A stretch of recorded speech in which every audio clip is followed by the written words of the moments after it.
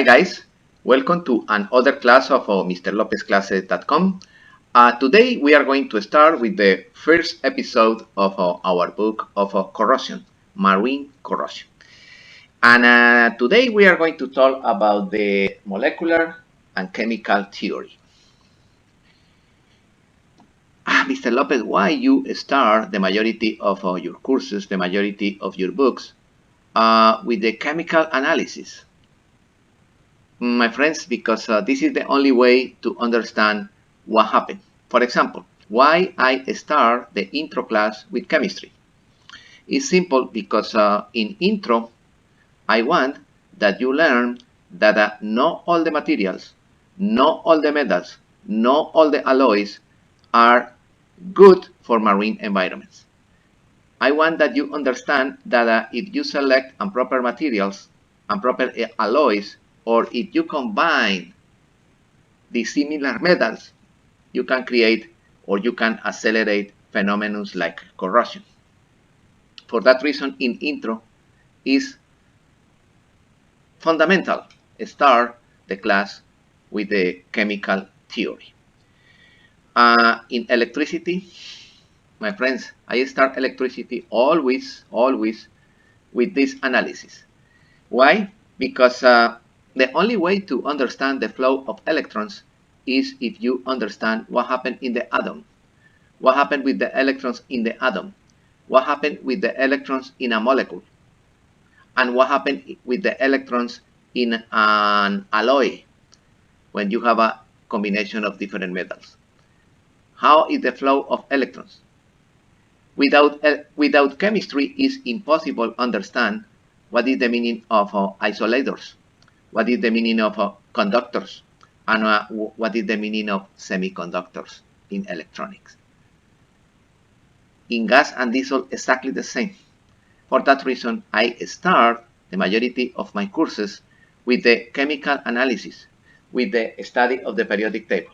But in this class in particular is the class where we need the chemical analysis, the periodic table, the oxides, the acids, and the reactions more than the rest of the classes.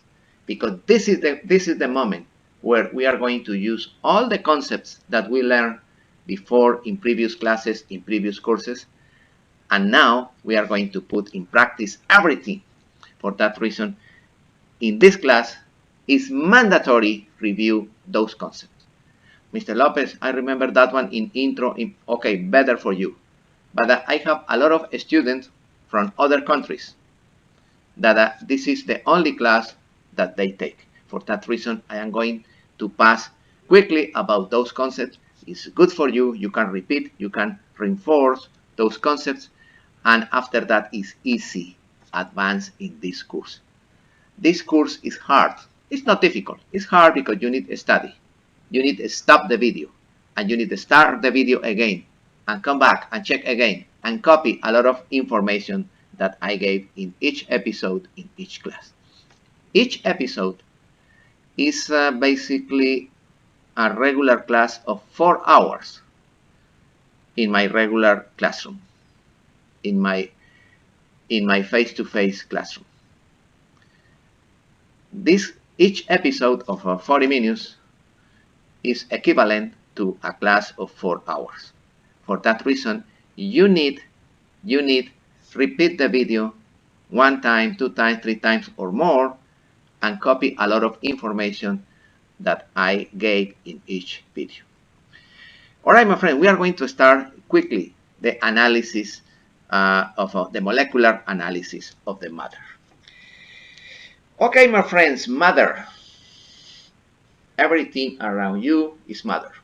And matter is composed by atoms. The atom is the smallest particle of matter. It's the smallest particle of matter. Matter normally is in 3 states. Is solid, is liquid, or is gas. You remember in our course of air conditioning, we study the triangle. The triangle when the solid pass to liquid, the liquid to gas, because This is fundamental to understand what happened with the refrigerant inside of the air conditioning equipment. You remember that? This is a wonderful course. Yes, you founded the matter in 3 different states: solid, liquid, or gas. Some people say there are other ones, plasma. It's possible, but this is other consideration. We are going to continue with the regular 3 states: solid, liquid, and gas. Okay, my friends. And now we are going to check the atom internally. What happened with the atom? The atoms, I understand the atom easily if I think in the solar system, with the sun in the center and the planets spinning around the sun in orbits. It's exactly the same. The atom is exactly the same. You have the nucleus in the center, and you have the electrons spinning around the nucleus, around the sun in orbits. Exactly the same like the planetary system. In the planetary system, we have that situation. We have the sun with the different planets spinning around the sun in different orbits. Yes, each planet is spinning in different orbits. Exactly the same in the atom. The atoms in the center, in the nucleus, they have protons and neutrons. And in the orbits, the electrons are spinning around the sun. One important consideration: each electron is spinning around the sun, rotation. And additionally, each electron is spinning by itself. This is the spin of each electron. Each electron is spinning around its own axis. And additionally, the electron is spinning around the sun. All right? That's very important.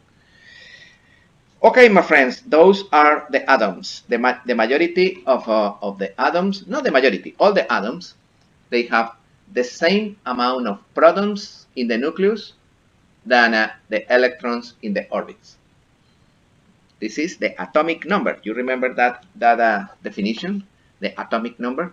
The atomic number refers to the amount of electrons in the orbits. Those electrons should be equal to the protons in the nucleus. In other words, each atom is neutral, because the charge of the electrons is negative and the charge of the protons is positive. If I have the same amount of protons and the same amount of electrons, is because the charge of the atom is neutral. Yes, in the nucleus, I have protons and neutrons. What is the charge of the neutrons? It's neutral. It's neutral, no effect. What is the charge of the protons? Positive. And what is the charge of the electrons? Negative. For that reason, the atom is considered that is stable, is neutral, each atom. Same amount of protons equal to the same amount of electrons. That amount of protons or electrons is the atomic number. And normally the atomic number is located on top. The atomic number is located on top of on the label of each element in the periodic table. That top number is the atomic number and refers to the number of protons or the number of electrons. Okay, and other important number is the atomic mass. The atomic mass is the number in the bottom. The atomic mass or weight of the atom is the amount of protons and neutrons in the nucleus. Yep. Look at this. The proton has 1836 times the mass of the electron. The proton is heavy in comparison with the electron, but exactly the same charge, but opposite. Oh, the charge is the protons positive and the electrons negative, but the protons are heaviest in comparison with the electron. How much? 1836 times the mass of the electrons is the proton. Okay, the atomic mass normally is located in the bottom. Right? For that reason, the number in the bottom is bigger than the number on top. It's a little more than twice because you have neutrons, remember? You have neutrons also in the nucleus. You have protons and neutrons. How much neutrons? It's not equal to the amount of protons. Normally, there are more neutrons than protons in the nucleus. Depending on the amount of neutrons is the weight of the element. There are elements, heavy elements, heavy metals. Do you remember a heavy metal that is too heavy? Yes, lead. Lead is heavy. You remember when you try to raise a battery, the batteries are too heavy because lead is too heavy. Other heavy metals, probably nickel. Nickel is heavy. Light metals, aluminum is light. Depending on the amount of neutrons in the nucleus, the element is more heavy. The heavy elements are excellent to storage. For example, lead is used to storage electrons. For that reason, lead is used in the fabrication of batteries. We are going to study later that concept. This is the atomic mass. Okay, other important element is the electronegativity. Is the amount of energy of each element according with the location of the elements in the periodic tables. Let me explain quickly an important definition before we continue with this explanation. According with the amount of electrons in the last orbit, if you remember, the elements are organized in the periodic tables. Each element is composed by protons and neutrons in the nucleus, and in the orbits,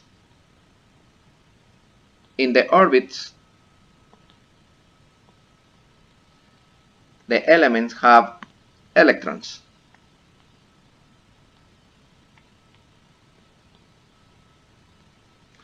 According with the amount of electrons in the last orbit, in the outer orbit, the elements are organized in the periodic table. That's very important. For example, the elements located in the group number 1 are elements that have in the last orbit only one electron. For example, hydrogen, the atomic number is 1. This is an element with only one electron, only one orbit. What about sodium? Sodium, the atomic number is 11. Yeah, the atomic number is 11, indicate that that element, sodium, have 11 electrons in total, but only one electron in the last orbit. For that reason, sodium is located in this group. Those are the groups. Group number 1, elements located with one electron in the last orbit. Those are the main groups. Group number 1, hydrogen, lithium, sodium, potassium, rubidium, cesium, francium. They are organized in the group number 1. In the group number 2 are elements with 2 electrons in the last orbit. Beryllium, magnesium, calcium, strontium, barium, radium. Those elements located in the second group, they have 2 electrons in the last orbit. Mr. Lopez, but calcium, the atomic number is 20. Calcium have 20 electrons in total. Yes, 20 electrons in total in all the orbits, but only 2 electrons in the last orbit. For that reason, calcium is located here. Okay? Main groups. Group number 1, group number 2, group number 3, 4, 5, 6, 7, and 8. There are 8 main groups, 8 principal groups. 1, 2, 3, 4, 5, 6, 7, and 8.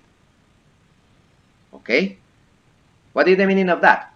The maximum amount of electrons in the last orbit is 8.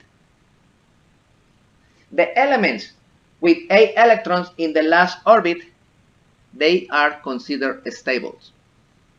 They don't react. They have the orbit full of electrons. They don't need more electrons. All the elements try to keep in the last orbit 8 electrons or 0 electrons. What is the meaning of that? This is the octet rule. All the elements try to keep in the last orbit 8 electrons or 0.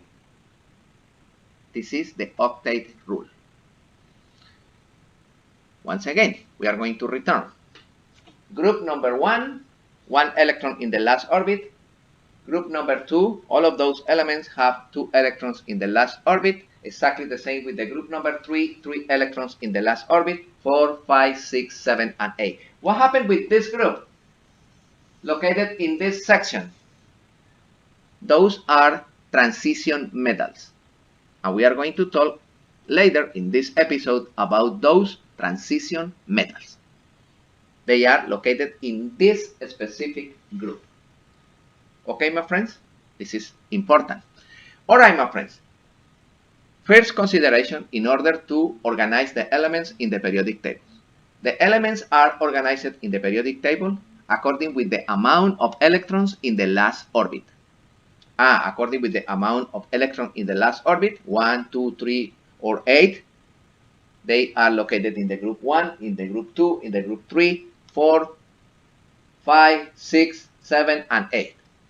The elements located in the group number 8, the last one, they are stables.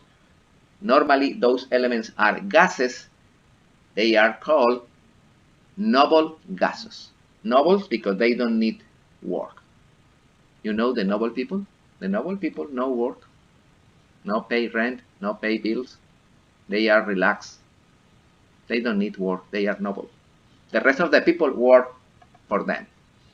Exactly the same here. Those elements are noble gases. They don't need work. They are stable, relaxed. They are retired. The rest of the elements, they try to complete 8 in the last orbit. For that reason is the oxidation and those phenomena.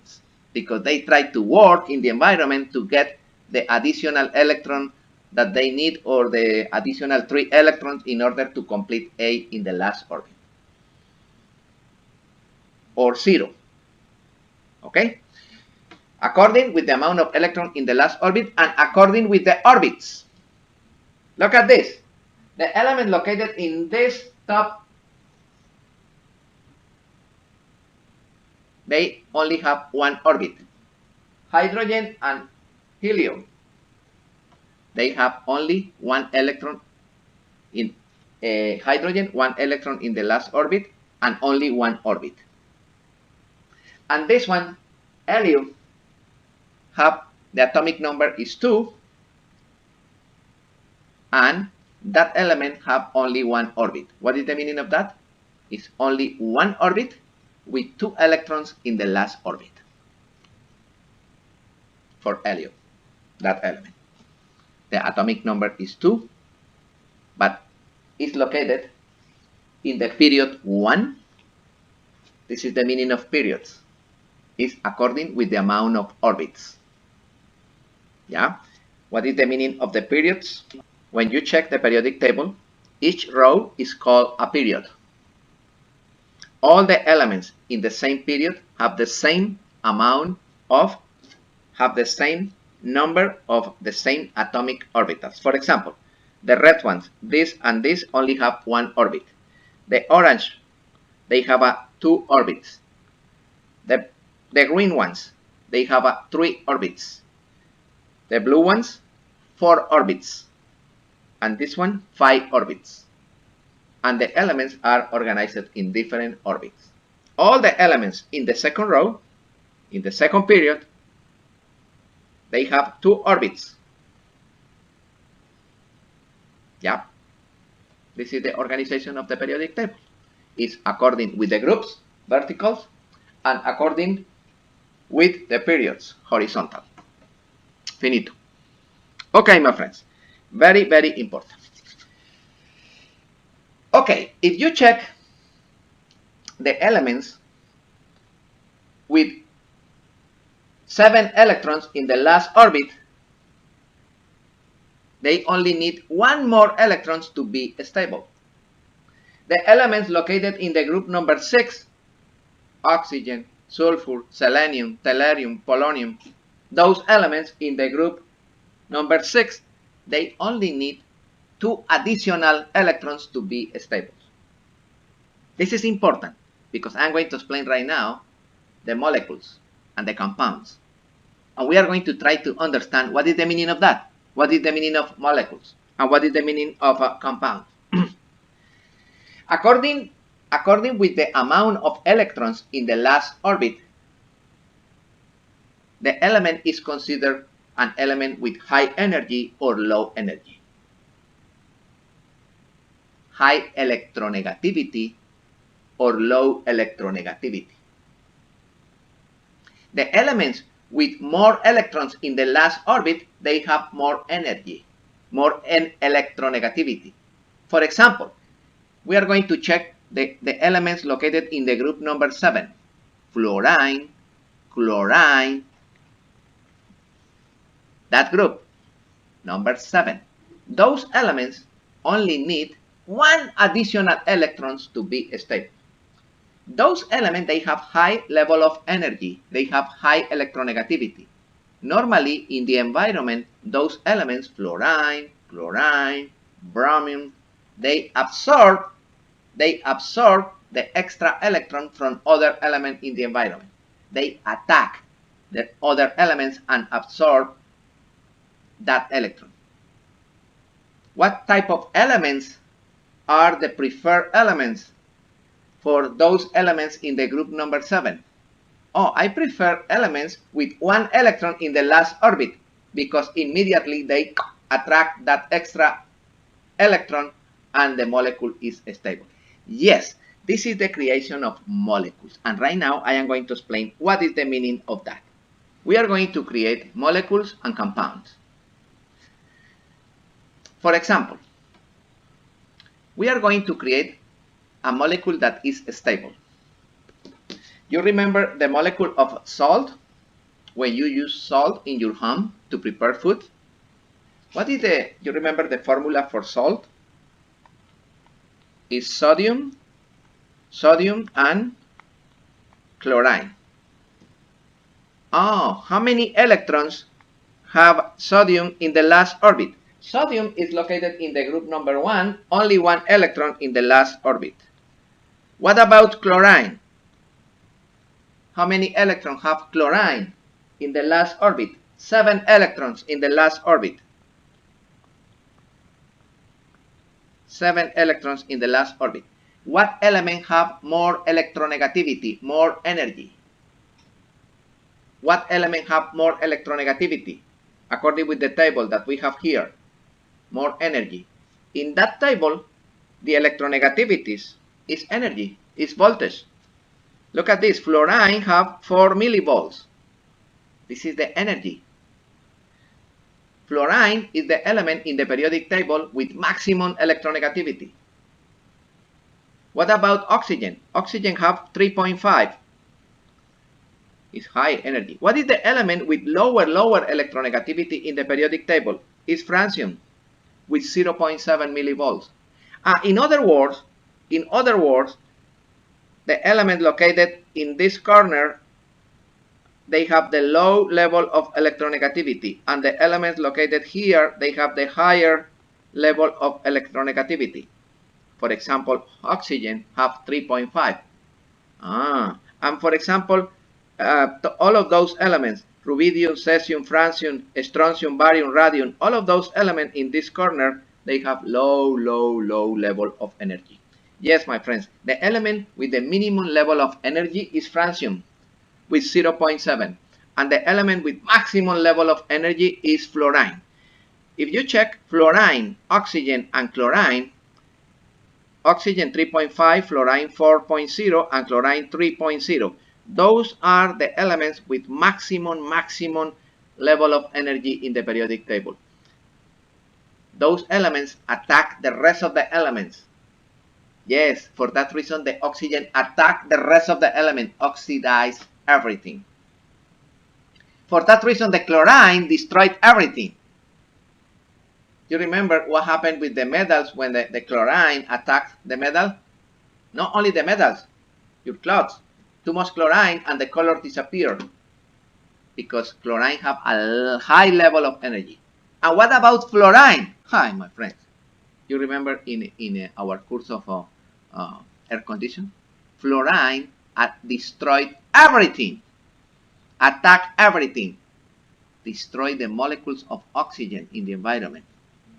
For that reason, fluorine is the enemy of the environment. Where is located? Where you found it, fluorine? In all the sprays, in all the deodorants, in all the spraying cans, the paint.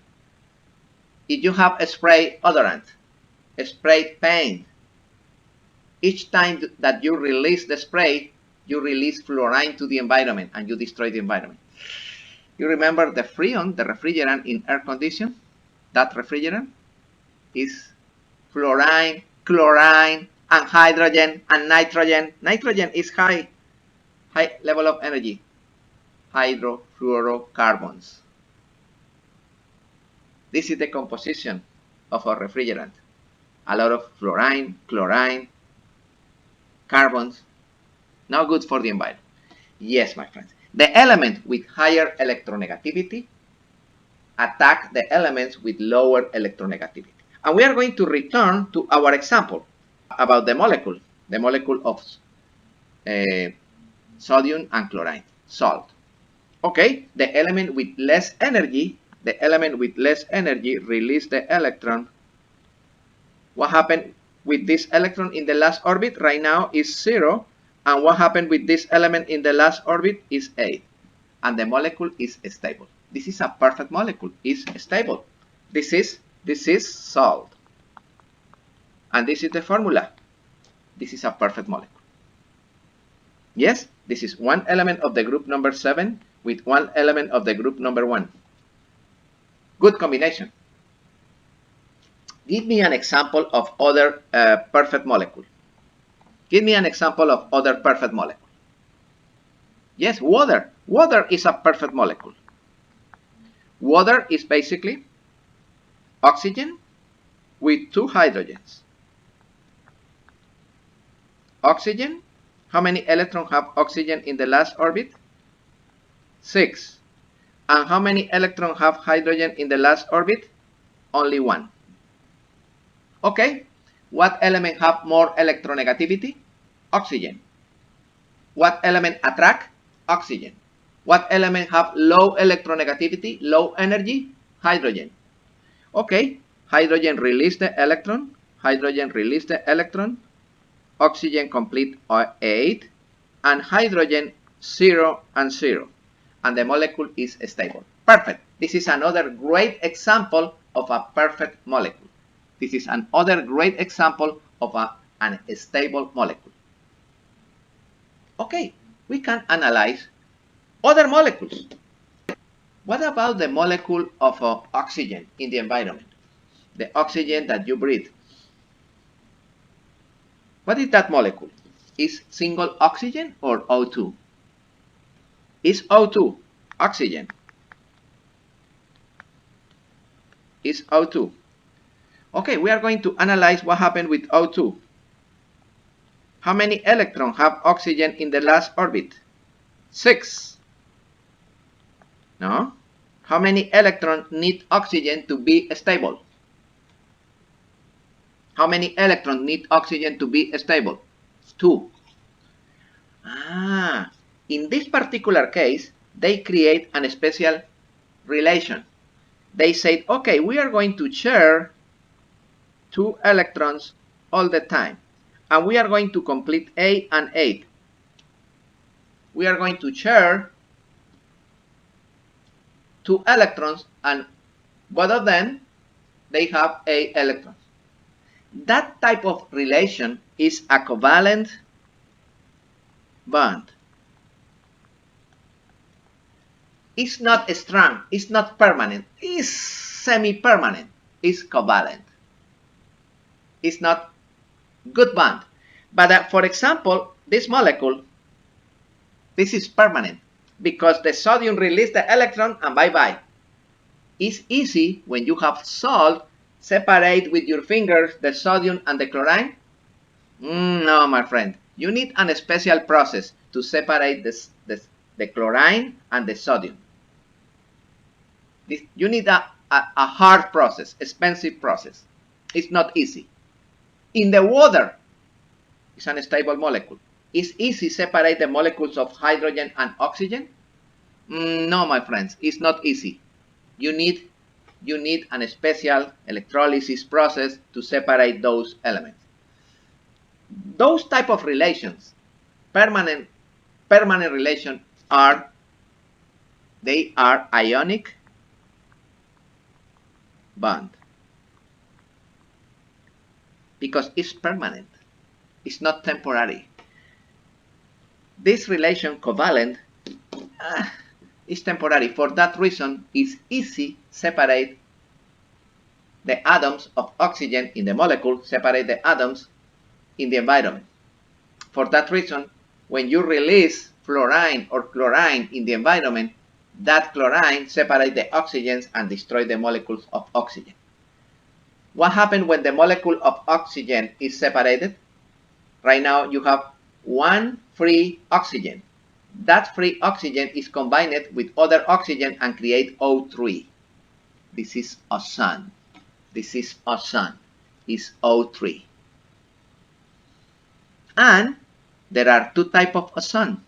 You have bad ozone, is the ozone close to the surface of the earth, and you have good ozone in the stratosphere.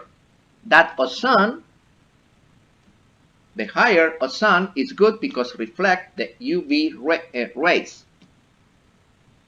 But the ozone close to the earth is highly corrosive and destroyed everything. Yes, there are two types of ozone. We are going to study later that phenomenon. This is the concept of molecules and compounds. Molecule is when you combine two different elements like this. This is a molecule. This is the molecule of salt. This is a molecule. When you have two equal atoms, you have a compound. When you combine two equal atoms, compounds and molecules. And there are different types of bonds. You have an ionic bond, you have covalent bond, and you have also metallic bonds. We are going to analyze those metallic bonds later in the chapter of metals. Okay, until this point, we have clear the organization of the periodic table is according with the amount of electrons in the last orbit, is according with the periods or orbits, and is according with the level of energy. What is the other name for the level of energy? Electronegativity. Where are located the elements with the higher electronegativity? You remember? Where are located the elements with higher electronegativity? In that corner, in that area. And the elements with lower electronegativity here. The elements with high energy are the elements that attract. And the elements that with low energy are the elements that release. Yes, my friend. For that reason, we are going to introduce other important concepts. This element, sodium is the element with low energy, release the electron. This element in the future is called, this element in the future will be called the anode. The anode is the element that release out. And the other element that absorb will be the cathode. The cathode absorb and the anode release. For that reason, you hear the concept of sacrificial anode. You put a piece of metal, that release electron and is sacrificed is the sacrificial anode. This is the sacrificial. Yes, my friend. Yes, my friend. This is the other molecule that we are going to study before we finish this episode. It's the molecule of the oxide of zinc. This is other perfect molecule. How many electrons have oxygen in the last orbit? How many electrons have oxygen in the last orbit? 6 electrons in the last orbit. And now we are going to check where is located zinc. You remember that I said that the elements located in this section are special elements. They are transition elements, transition metals. Let me explain something before we continue. My friends, in the periodic table, we are going to create a division. We are going to create a section. We are going to mark that section.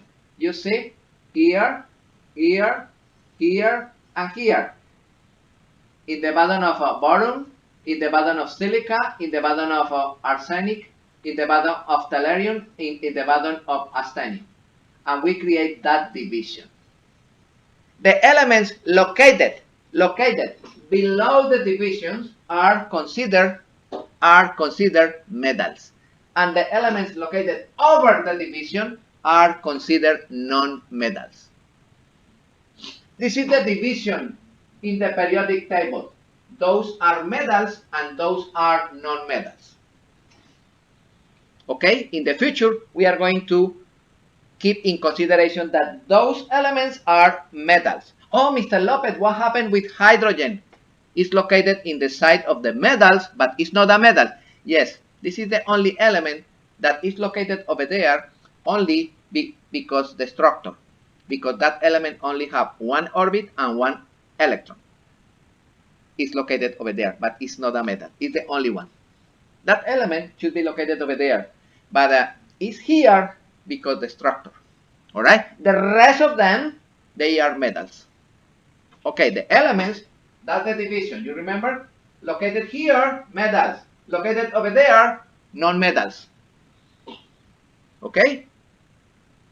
This is important. Okay, my friends. And now we are going to check what happened with the elements located in this group.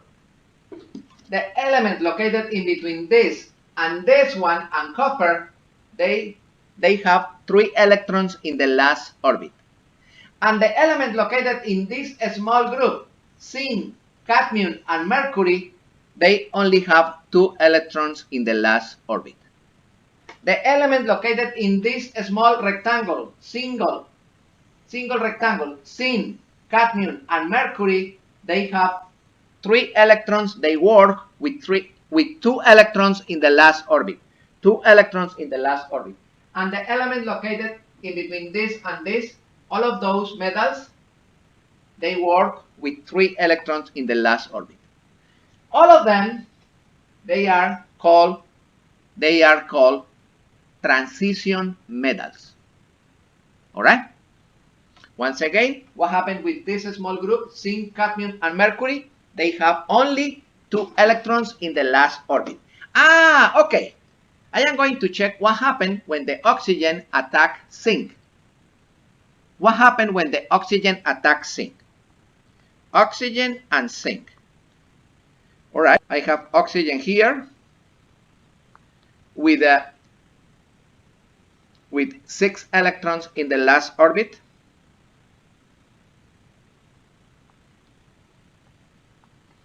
And I have zinc, and zinc only have 2 electrons in the last orbit.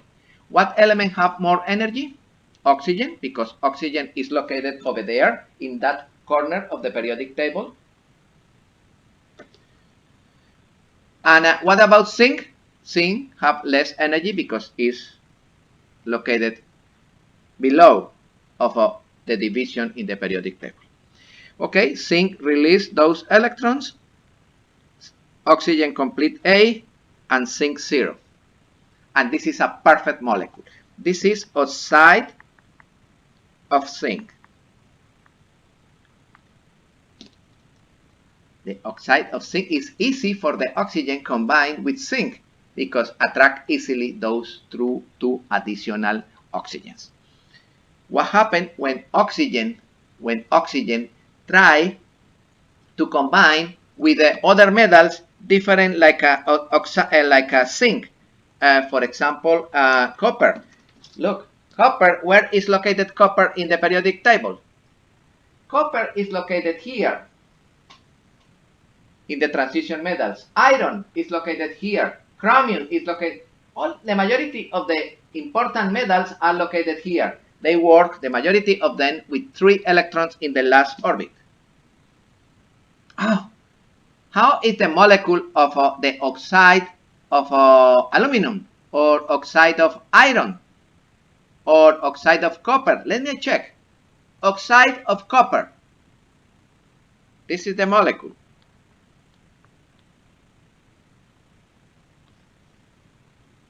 Ay, ay, ay. What is the meaning of that?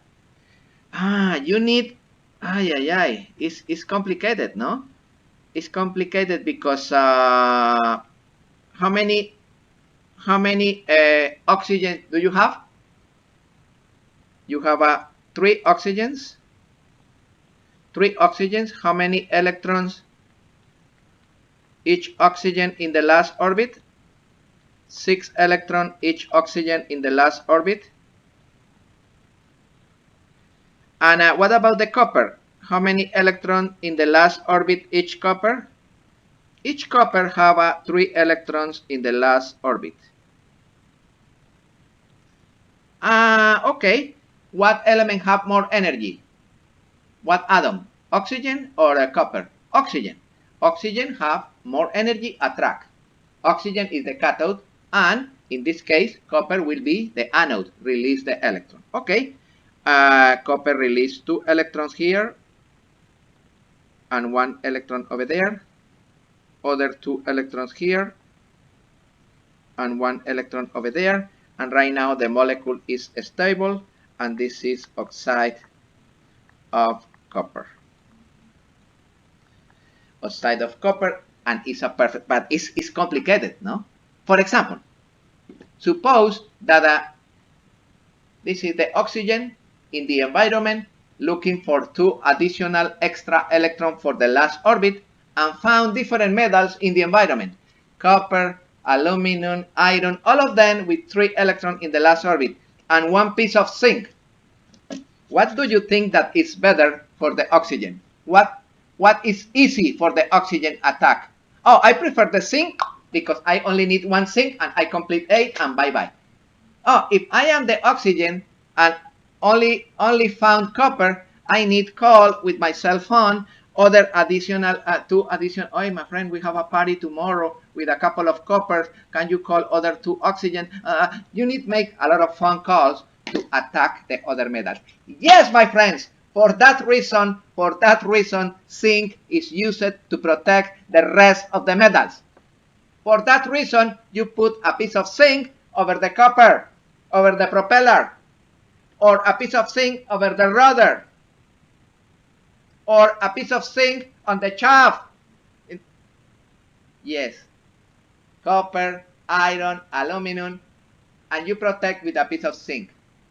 Zinc is the sacrificial anode used to protect the rest of the metals. Yes, my friends.